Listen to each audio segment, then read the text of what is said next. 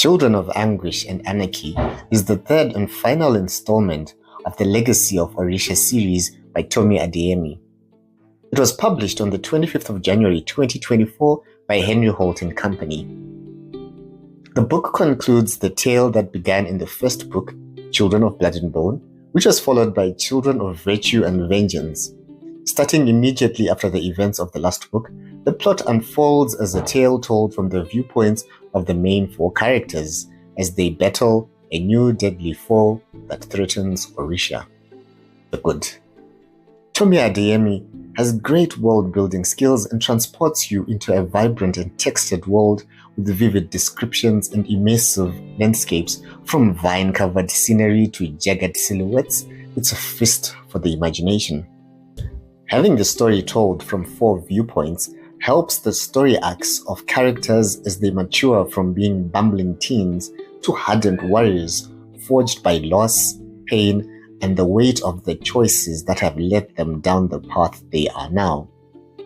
The other previous ones have had viewpoints of three main characters. This one adds a character who has a remarkable story arc, finding strength as if it were a magical axe that could be wielded against all obstacles. At its core, Children of Anguish and Anarchy is a story about resilience, owning mistakes, unity, and the moral dilemmas caused by power, those without versus those with.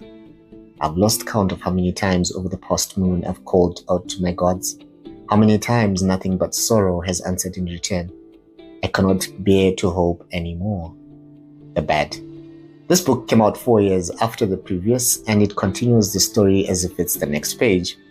I had forgotten who all the characters were, the allies that had been broken or made, and just how did things get to the way they were. After a couple of chapters, I had to stop reading and go find a recap of the story so far to make it make sense. After getting my recap, I felt that some key characters from before had been left behind, along with the whole story that had begun in Orïsha.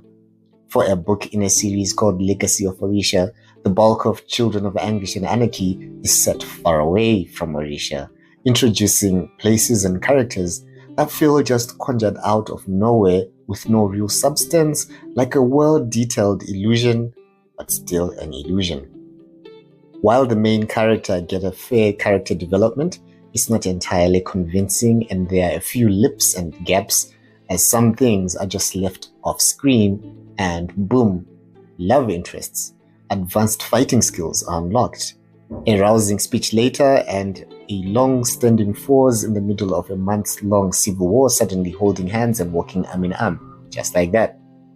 The book is 368 pages and the shortest in the series. A lot is packed into the plot, which speeds past. It feels chaotic and rushed, ignoring plot lines that had been cultivated before. It's giving season 8 of Game of Thrones. The ugly. Children of Anguish and Anarchy is violently brutal. War is ugly, and this book spends a lot of time vividly describing gruesome scenes of death and carnage. If it were adapted into a motion picture as is, it would carry an R18 restriction for violence. I teach you to be warriors in the garden so that you may never be gardeners in the war. While it concludes the story and offers closure for book fans who've waited for this book, it feels like it would have served more as a standalone book or as a spin-off sequel to the Legacy of Orïsha.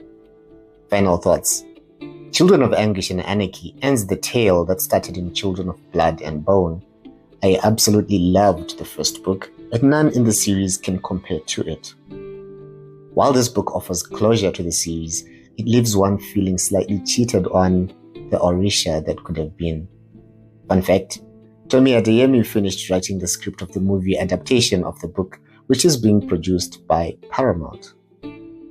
Have you read this book series?